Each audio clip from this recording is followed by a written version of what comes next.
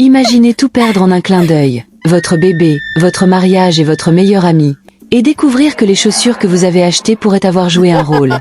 Quel sombre secret se cache derrière ces chaussures ordinaires? Regardez cette histoire bouleversante de trahison, de mystère et de chagrin se dévoiler sous vos yeux. Il était une fois une célèbre marchande de chaussures au cœur d'un marché animé de Lagos. On la surnommait affectueusement Yaba, ce qui signifie la mère des chaussures. Yaba était une femme chaleureuse et amicale, facilement adorée par les habitants. Elle vendait des chaussures à des prix incroyablement bas, et les gens affluaient dans sa boutique, repartant toujours le sourire aux lèvres et émerveillés par la qualité exceptionnelle obtenue pour une si bonne affaire. Les autres marchands de chaussures du marché grommelaient, perplexes, incapables de comprendre comment elle parvenait à vendre ses chaussures à des prix aussi bas sans se retrouver en difficulté financière. Mais Yaba, elle, riait et continuait ses affaires comme si de rien n'était. Personne ne se doutait qu'Yaba avait un secret. Derrière son sourire bienveillant et ses paroles généreuses, ses chaussures cachaient quelque chose d'extraordinaire, quelque chose d'inimaginable. Un jour, un homme nommé Dio vint dans sa boutique avec sa femme enceinte, Simi, pour acheter des chaussures. Cependant, leur paisible séance de shopping tourna vite à la dispute lorsque Simi trouva sur le téléphone de Dio un message de sa meilleure amie. Dio tenta d'expliquer que le message ne signifiait rien, mais Simi, en colère, refusa d'écouter. Son cœur battait la chamade tandis qu'elle l'accusait de mentir. Dio soupira, se passant la main dans les cheveux, la suppliant d'abandonner et d'acheter les chaussures pour qu'il puisse partir. Simi, toujours furieuse, se détourna de lui, ignorant les chaussures qu'ils avaient choisies, qui se trouvaient maintenant sur le comptoir. Yaba, constatant la tension, sourit et encouragea gentiment Simi à reconsidérer l'achat des chaussures, mais Simi resta têtue, affirmant qu'elle n'en voulait plus. Constatant leur désintérêt, Yaba décida de jouer un tour. Elle prit son téléphone et fit semblant de parler à une autre cliente intéressée par la même paire. « Oui, elle est toujours disponible, dit-elle, révélant qu'une cliente venait de changer d'avis. « Mais si tu te dépêches, je te les garde, » ajouta-t-elle en jetant un rapide coup d'œil à Simi. Curieuse, Simi reporta son regard sur les chaussures. Bien qu'elle ait déjà décidé de ne pas les acheter, les paroles d'Yaba la firent réfléchir à deux fois. Peut-être que ces chaussures avaient vraiment de la valeur si quelqu'un d'autre était impatient de les acheter. À cette pensée, Simi changea d'avis. Dio, remarquant son hésitation, soupira et sortit son portefeuille. « Très bien, achetons-les et partons, » dit-il en payant ses chaussures et une autre paire pour lui-même. Yaba sourit gentiment, emballant les chaussures dans un sac en papier craft. « Vous avez fait le bon choix, mes enfants, » dit-elle en tendant le sac à Simi, qui lui adressa un léger sourire avant de partir. Le trajet du retour fut tendu. Simi resta assise en silence, regardant par la fenêtre, les mains jointes. Sa colère face au message était encore palpable, et la dernière chose qu'elle désirait était de parler à Dio. Sentant son humeur, Dio serra fermement le volant, concentré sur la route. Arrivé à la maison, Simi ignora complètement Dio et se dirigea directement vers leur chambre. Elle déposa le sac de chaussures dans l'armoire et alla à la cuisine préparer à manger. Des heures passèrent tandis qu'elle cuisinait, quand soudain, elle entendit un grand cri venant de l'étage. Alarmée, Simi se précipita dans la chambre, tenant son ventre de femme enceinte, et découvrit Dio profondément endormi. Perplexe, elle resta plantée là, se demandant si ce cri n'était pas le fruit de son imagination. Elle était certaine de l'avoir entendu, mais voir Dio paisiblement endormi la fit douter. Se débarrassant de ce sentiment de malaise, elle retourna à la cuisine pour terminer la préparation. Une fois terminée, elle servit son repas à Dio, s'attendant à ce qu'il mange après cet étrange événement. Mais à sa grande surprise, Dio refusa. « Je n'ai pas faim, dit-il, et Simi n'en revenait pas. Durant toutes ces années passées ensemble, Dio ne lui avait jamais refusé de manger, même après leur pire dispute.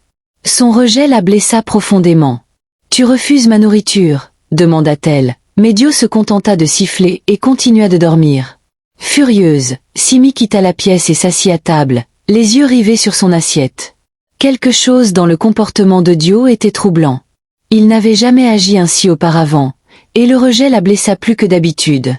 Elle essaya de se convaincre qu'il était simplement fatigué, mais au fond d'elle, elle savait que quelque chose n'allait pas. Le lendemain matin, Simi avait rendez-vous chez le médecin. Elle enfila ses nouvelles chaussures et se rendit à l'hôpital. Après plusieurs examens de routine, les médecins semblaient inquiets. Ils l'informèrent que son taux sanguin avait dangereusement chuté et que sa vie et celle du bébé étaient en danger. Simi, bien que choqué, ne se sentait ni faible ni étourdi comme les médecins l'avaient prévu, mais leur regard inquiet et leurs murmures la mettaient mal à l'aise. « C'est grave », lui dit finalement le médecin. Il insista pour qu'elle soit opérée d'urgence, mais Simi, se sentant parfaitement bien, hésita. Elle essaya d'appeler Dio, mais il ne répondit pas. Inquiète et désorientée, elle s'assit sur son lit d'hôpital, ses appels restant sans réponse. Le médecin revint, la pressant de ne pas retarder l'opération, mais Simi était déterminée à découvrir pourquoi Dio ne répondait pas. Contre l'avis médical, elle quitta l'hôpital. À son retour à la maison, elle fut accueillie par un spectacle déchirant. Dio était dans les bras de sa meilleure amie, Tia. Sous le choc, Simi resta là, le cœur brisé, sentant un liquide chaud couler le long de ses jambes. Son bébé lui échappait. La douleur la submergea et alors qu'elle s'effondrait au sol, Dio la conduisit d'urgence à l'hôpital. Quelques heures plus tard, Simi se réveilla avec la terrible nouvelle de la mort de son bébé. Dio et Tia étaient à ses côtés, mais au lieu de réconfort, elle ne lut aucun remords dans leurs yeux. Dio lui annonça froidement qu'il était las de leur mariage et qu'il voulait être avec Tia. Le monde de Simi s'écroula lorsqu'elle entendit son mari, l'homme qui avait juré de l'aimer, déclarer son amour à sa meilleure amie. Tia, assise à côté de lui, présenta de fausses excuses, mais Simi voyait le manque de sincérité dans son expression. Lorsque le médecin entra dans la chambre pour lui expliquer son état, Dio annonça qu'il ne pourrait pas s'occuper d'elle, prétextant qu'il était trop occupé. Simi était allongée là, brisée et souffrante, tandis qu'elle regardait les deux personnes en qui elle avait le plus confiance sortir de la chambre d'hôpital, la laissant complètement anéantie. La trahison, la douleur, la perte, tout s'est écroulé d'un coup. Les mains tremblantes, Simi composa un numéro qu'elle n'aurait jamais cru possible. Après de longues minutes d'angoisse, une voix familière répondit, lui demandant si elle allait bien. « J'ai besoin de ton aide, maman », dit Simi à sa belle-mère en fondant en larmes. Sa belle-mère, percevant la désolation dans sa voix, lui demanda où elle était. Quelques heures plus tard, elle arriva à l'hôpital, à la recherche de Simi. Pendant des années, Simi avait gardé ses distances avec sa belle-mère, convaincue qu'elle était une femme méchante qui ne se souciait pas vraiment de son bien-être. Mais à cet instant, alors qu'elle gisait brisée et impuissante dans son lit d'hôpital, Simi n'avait personne d'autre vers qui se tourner. Sa belle-mère, qu'elle appelait maman, arriva à l'hôpital peu après avoir reçu son appel. Son regard s'emplit d'inquiétude lorsqu'elle aperçut Simi, qui fondit aussitôt en larmes en la voyant. « Que s'est-il passé, Simi ?» demanda doucement maman. Le cœur lourd, Simi commença à raconter toute l'histoire, le poids de sa perte, la trahison de son mari et meilleur ami, et le vide qui la consumait. Tout devint insupportable. Sa belle-mère ne parla pas tout de suite. Au lieu de cela, elle s'assit et prit les mains de Simi dans les siennes, lui offrant un geste modeste mais réconfortant. Cela suffisit à briser les murs que Simi avait érigés autour de son cœur. Les jours passèrent et Simi sortit enfin de l'hôpital. Elle rentra chez elle avec sa belle-mère, qui prit soin d'elle et veilla à ce qu'elle retrouve des forces. Maman lui cuisinait, lui donnait son bain et la réconfortait d'une manière que Simi n'aurait jamais imaginée. Pour la première fois de sa vie, Simi commença à voir sa belle-mère sous un jour nouveau, non pas comme une méchante, mais comme la seule personne qui l'avait vraiment soutenue quand elle était seule. Pourtant, au fond d'elle, un feu brûlait en Simi. Elle ne pouvait s'empêcher de penser que sa souffrance n'était pas seulement une suite de malchance. Elle sentait que quelque chose de bien plus sombre se tramait. Elle se confia à sa belle-mère, qui lui conseilla de prier avec ferveur pour obtenir des réponses. Suivant le conseil de sa belle-mère, Simi se mit à prier, et c'est à ce moment-là que tout commença à dégénérer d'une manière qu'elle n'aurait pas pu imaginer. Son mari, Dio, développa une haine inexplicable à son égard. Il ne manifesta aucune empathie et alla même jusqu'à la fermer à clé à la porte un soir où elle rentrait d'une brève visite à l'hôpital. Simi frappa à la porte en l'appelant, mais il ne répondit pas. Elle entendit des rires à l'intérieur, ceux de Tiara, son ancienne meilleure amie, qui avait désormais pleinement pris sa place dans le foyer qu'elle avait construit avec son mari. Des larmes coulèrent sur le visage de Simi, debout dehors, grelottant de froid. La trahison lui transperça l'âme comme un couteau. Le lendemain matin, sa belle-mère la trouva recroquevillée sur le porche, faible et le cœur brisé. Sans hésiter, Mama ramena Simi chez elle. En chemin, elles traversèrent le marché, car Mama avait besoin d'acheter quelque chose. En descendant l'allée, Simi remarqua quelque chose d'inhabituel. Yata, la vendeuse de chaussures, se tenait devant sa boutique tandis que les gens allaient et venaient acheter des chaussures. Mais Simi vit quelque chose de terrifiant. Une présence maléfique, un démon, qui attirait les gens dans la boutique de Yata. Son souffle se bloqua lorsqu'elle saisit le bras de Mama. « Maman, tu vois ça ?» murmura-t-elle en désignant la boutique de Yata. Mais Mama ne voyait pas ce que Simi voyait. Simi resta figée de peur, regardant le démon conduire les gens dans la boutique de Yata. À cet instant, elle se souvint du jour où elle et Dio avaient acheté des chaussures à Yata. C'est après ce jour que tout dans sa vie commença à basculer. Ses mains tremblèrent lorsqu'elle réalisa. Yata n'était pas seulement une vendeuse de chaussures, c'était une personne. C'était une femme maléfique qui s'attaquait au destin de personnes sans méfiance. Baissant les yeux vers ses pieds, Simi réalisa qu'elle portait toujours les chaussures maudites. Prise de panique, elle raconta à sa belle-mère tout ce qui s'était passé dans la boutique de Yata. Maman, sous le choc, l'emmena chez leur pasteur. Le pasteur révéla que les chaussures étaient maudites, conçues pour ruiner le bonheur des familles en transformant l'amour en haine, la confiance en trahison et la joie en chagrin. Chaque fois que Simi les portait, elle drainait ses bénédictions et les transférait à Yata. Le pasteur expliqua que les chaussures devaient être détruites pour libérer Simi de la malédiction, mais avertit que si elles n'étaient pas brûlées correctement, la malédiction pourrait persister et causer encore plus de dégâts. Il tendit à Simi une bouteille d'huile d'onction à utiliser pendant qu'elle priait contre toute alliance maléfique placée sur sa vie. Déterminée à se libérer, Simi serra fermement la bouteille, refusant de laisser Yata gagner. Smi suivit les instructions du pasteur et brûla les chaussures. Alors qu'elle s'embrasait, elle entendit un cri puissant et perçant. Mais elle savait que la bataille n'était pas terminée. Son mari était toujours sous le coup de la malédiction. Elle était certaine que Dio ne l'écouterait pas si elle essayait de tout lui expliquer. Alors elle élabora un plan. Sachant que Dio ne portait pas les chaussures maudites au travail, elle utilisa son double de clé pour entrer chez eux et chercher les chaussures. Elle les trouva cachées sous le lit, les enveloppa rapidement dans un sac plastique et quitta la maison. Simi retourna chez sa belle-mère avec les chaussures, prête à les détruire. Mais au moment où elle s'apprêtait à les brûler, on frappa à la porte. Simi hésita, la peur lui serrant le cœur. Maman ouvrit, et Yata se tenait là, furieuse. « Où est-elle » demanda Yata d'une voix pleine de malice. Maman resta ferme, bloquant la porte. « Tu n'as rien à faire ici, Yata. Par avant que je fasse quelque chose que tu regretteras. » Yata ricana. « Faire quelque chose que je regretterai ? Vieille femme stupide, tu te mets en travers de quelque chose de bien plus grand que tu ne peux l'imaginer. » Maman ne recula pas. « Je sais qui tu es maintenant. Une voleuse, une dévoreuse de destin et de bonheur. Tu as peut-être réussi avec d'autres, mais pas avec ma fille. » Le visage de Yata s'assombrit, son calme s'évanouissant. « Cette fille m'a pris quelque chose, et je suis venu le récupérer. » À l'intérieur, Simi serrait les chaussures maudites, sachant qu'elle devait agir vite. L'arrivée de Yata signifiait que la malédiction s'affaiblissait. Simi courut au foyer derrière la maison, versa l'huile d'onction sur les chaussures et commença à murmurer les prières que le pasteur lui avait données, déterminée à mettre fin à ce cauchemar une fois pour toutes. Lorsque l'huile toucha le cuir maudit, un cri horrible en jaillit. La chaussure se tordit anormalement dans ses mains, comme si quelque chose à l'intérieur luttait pour s'échapper. Yata hurla à Simi d'arrêter, mais sa voix n'était plus humaine. Elle était grave, pleine de rage. Simi, cependant, ne s'arrêta pas. Elle jeta la chaussure dans le feu, et au moment où les flammes l'engloutirent, la maison entière trembla. Une fumée noire s'échappa de la chaussure, se tordant en une forme surnaturelle. La pièce devint glaciale tandis que l'entité maléfique qui gisait à l'intérieur en était expulsée. Yata poussa un cri à glacer le sang, se tenant la poitrine de douleur. Son corps se convulsa tandis que ses mains griffaient sa peau, comme si on lui arrachait quelque chose. Simi et Mama regardèrent avec horreur le corps de Yata se décomposer sous leurs yeux. Sa peau autrefois lisse devint grise, ses yeux se révulsèrent et elle s'effondra au sol, réduite en poussière. Soudain, Yata disparut. Le silence qui suivit fut assourdissant. Simi et sa belle-mère restèrent figées. Elles fixaient le tas de poussière où se trouvait autrefois le corps de Yata. Un vent froid les frappa, dispersant les cendres dans l'air.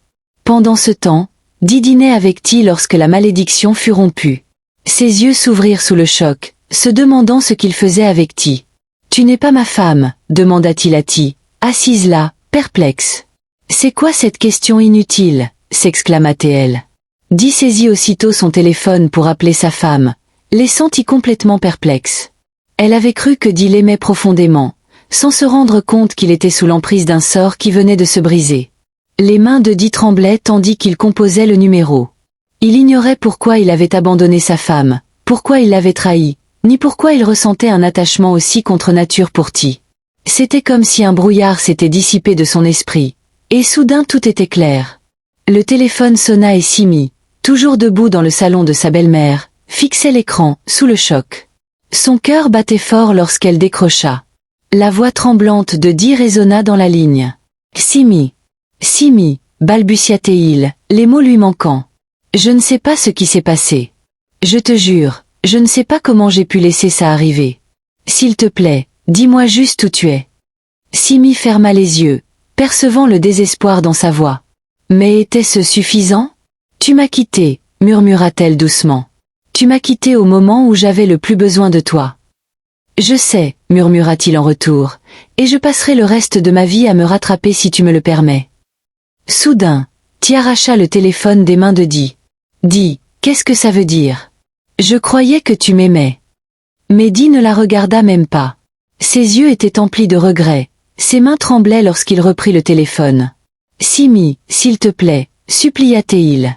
Sa voix se brisa. J'ai besoin de te voir. Simi resta silencieuse un long moment avant de finalement parler. Tu étais sous l'emprise d'un sort, Dee. La vendeuse de chaussures Yata a utilisé ces chaussures maudites pour ruiner nos vies. Tout ce qui est arrivé, ta trahison, ma souffrance, la perte de notre enfant était due à sa malédiction. Quoi? Yata, la vendeuse de chaussures? La voix de Dee tremblait. Oui, répondit Simi d'une voix ferme mais emplie de douleur. J'ai détruit les chaussures maudites, et à ce moment-là, le sort qui pesait sur toi a été brisé. Dee s'excusa abondamment, lui assurant que ses sentiments pour Ti n'avaient jamais été réels. En entendant cela, Ti fondit en larmes, le visage blême tandis que la réalité lui frappait. L'amour qu'elle croyait réel, l'affection qu'elle pensait que Dee lui portait, tout cela n'était qu'un mensonge, une manipulation provoquée par les chaussures maudites. Elle avait trahi sa meilleure amie pour rien. Ti saisit la main de Dee, le suppliant de ne pas faire ça. « Tu m'aimes. On était heureux ensemble. » s'écria-t-elle, le désespoir perlant dans sa voix. Dee retira doucement sa main en secouant la tête. « Je ne t'aime pas, Ti. Je ne sais même pas pourquoi j'ai cru que je t'aimais. » Ti s'effondra sur une chaise, sanglotant sans retenue. Elle avait tout perdu, sa meilleure amie, l'homme qu'elle croyait l'aimer, et surtout, sa dignité. Vaincue, Ti remballa ses affaires et partit, sachant qu'elle menait un combat perdu d'avance. Dee, de son côté, savait qu'il ne pouvait pas s'attendre à ce que Simi le reprenne immédiatement. Il devait regagner sa confiance. Pendant des semaines, il s'est présenté chez Mama Gio, lui proposant son aide, implorant une nouvelle chance, prouvant par tous les moyens qu'il regrettait tout ce qui s'était passé. Simi, malgré tout, l'aimait toujours, mais elle n'était plus la femme naïve d'autrefois. Elle a obligé Dee à travailler pour obtenir son pardon, en lui fixant des limites claires. Elle avait besoin de voir qu'il était sincère, qu'il était prêt à arranger les choses, pas seulement par des mots, mais par des actes. Et c'est exactement ce que Dee a fait. Les mois ont passé, et leur lien s'est renforcé. Les blessures étaient toujours là, mais ils ont lentement commencé à guérir. Ensemble, ils ont pleuré la perte de leur enfant et ensemble, ils ont retrouvé du réconfort l'un auprès de l'autre. La leçon à tirer de cette histoire est que toutes les bénédictions ne sont pas vraiment des bénédictions. L'attrait des chaussures bon marché et de qualité aveuglait les gens sur les dangers cachés.